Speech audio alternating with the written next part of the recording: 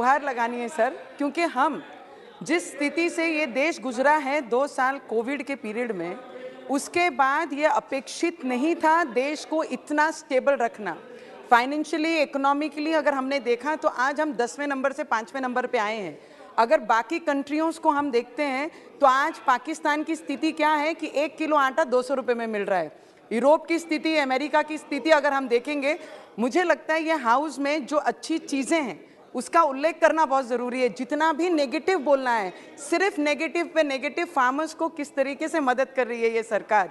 मुझे लगता है कि देश के फाइनेंशियल हमारे जो मंत्री हैं, कराड़ साहब हैं, निर्मला सीतारामन जी हमारे देश की प्राइम मिनिस्टर जी हैं, उन्होंने देश को डूबने नहीं दिया।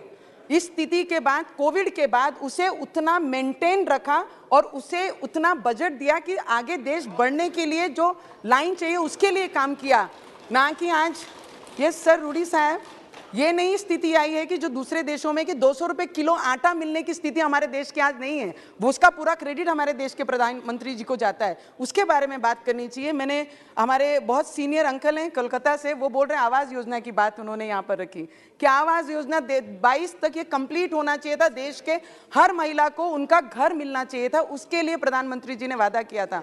मुझे बताइए कि ये घर में, ये फ्लोर पे या प्रधानमंत्री जी ने आवास का वादा किया था तो वो उसके लिए पूरा करने के लिए भी फंड हर इसमें बजट में वो घोषणा कर रहे हैं कि हर महिलाओं को उनका पक्का मकान मिलना चाहिए।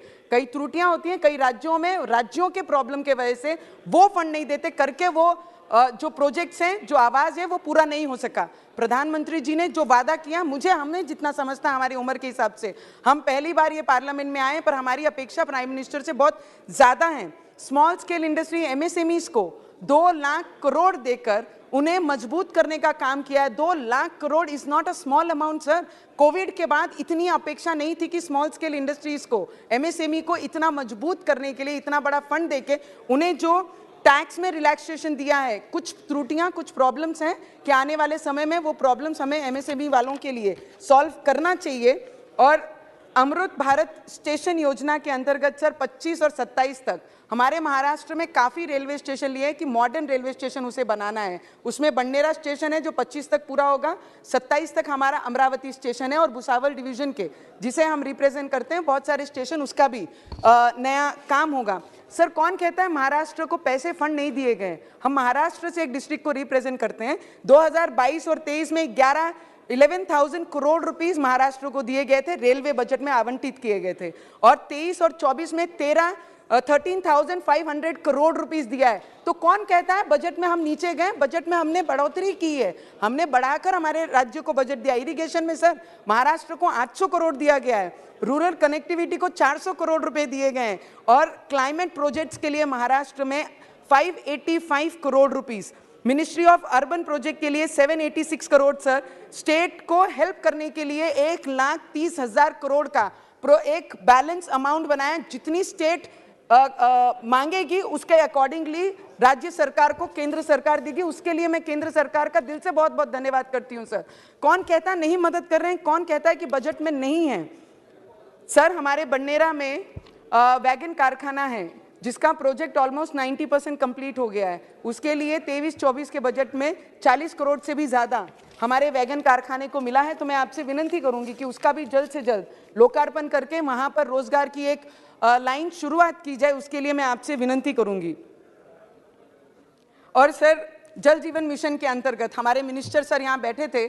जल जीवन मिशन में हमारे रूरल एरियाज़ में और ट्राइबल एरिया में जब कभी किसी ने नल से जल मिलने की नाम भी कभी नहीं सुना था, हर गांव में, हर ट्राइबल क्षेत्र में, हर घर में नल की योजना, वहाँ पे पानी की टाकी, जो पाइपलाइन का काम, ये जल मिशन के अंतर्गत हो रहा है। और सुबह ही हमारे मंत्री महोदय ने यहाँ पर हमारे उप मुख्यमंत्री डिप्टी सीएम साहब की तारीफ की कि जिस तरीके से हमें राज्यों का अपेक्षित है केंद्र को साथ देना, उसी तरीके से उससे कई ज़्यादा साथ हमारे देवेंद्र फडणवीस जी दे रहे हैं। और जल जीवन मिशन का जो टारगेट है वो महाराष्ट्र में पूरा करने का प्रयत्न वो कर रहे हैं। एयरपोर्ट में सर 75 सालों में जो एयरपोर्ट के नंबर्स भी पूरे नहीं कर सके, ये 8 वर्षों में ये सरकार ने उतने नए एयरपोर्ट बनाने की घोषणा ये अपने इस बजट में की है। तो मुझे लगता है हमारे जैसे क्षेत्र, रूरल क्षेत्रों से आने वाले लोगों को, अमरावती क्षेत्र के लिए 75 करोड़ रुपया, पिछले साल दिए हैं, तो मैं सिर्फ विनंती करूंगी जल्द से जल्द उसका काम पूरा हो, जिससे हमारी अमरावती भी आने वाले समय में उड़ान भरे।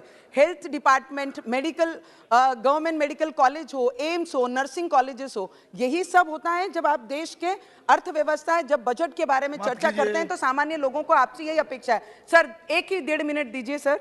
तो टेक्सटाईल पार्क, मी कराड साहेबांना विनंती करन की मागच्या वर्षी जो लास्ट टाइम पे हमारे देश के प्राइम मिनिस्टर जी ने टेक्सटाइल पार्क घोषणा की थी कि कई राज्यों में, कई डिस्ट्रिक्टों में हम टेक्सटाइल पार्क देंगे। हमारा क्षेत्र कपास उत्पादन करने वाला क्षेत्र है, जिला है, तो टेक्सटाइल पार्क की हमने वहां से भी डिमांड की है। महाराष्ट्र से भी रिकमेंडेशन हमारी आप तक, सेंट्रल गवर्नमेंट तक आई है, तो आपने अगर वो दिया तो हमारे यहाँ पे रोजगार के बहुत सारे साधन उपलब्ध होंगे और किसानों को बहुत बड़ी मदद होगी।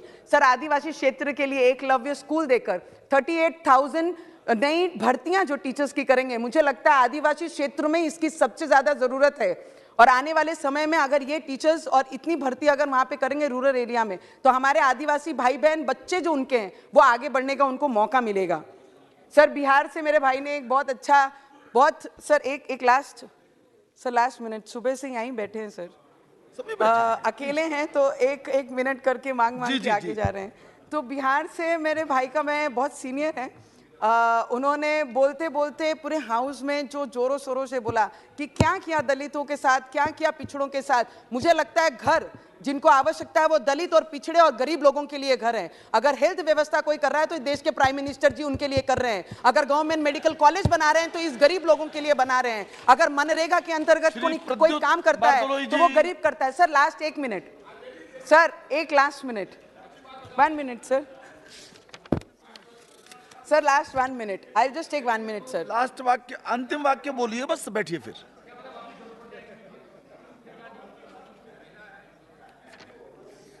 सर, किसान भाइयों के लिए हमने पिछली बार प्राइम मिनिस्टर जी के जन्मदिन पर जब सत्र हमारा शुरू था, तब मैंने कहा था 6,000 जो हमारे किसानों को मिलता है वर्षाना, उसको बढ़ाकर 12,000 रुपए कर दिया जाए। तो मैं विनंती करूंगी कि नेक्स्ट बजट में उनको ये दिया जाए। सर, मेरा सपोर्ट तो ले लीजिए सर। ये यूनियन बजट के लिए मैं फुल हार्टेड हमारी फाइनेंस मिनिस्टर को, हमारे देश के प्राइम मिनिस्टर जी को फुल दिल से सपोर्ट करते हैं और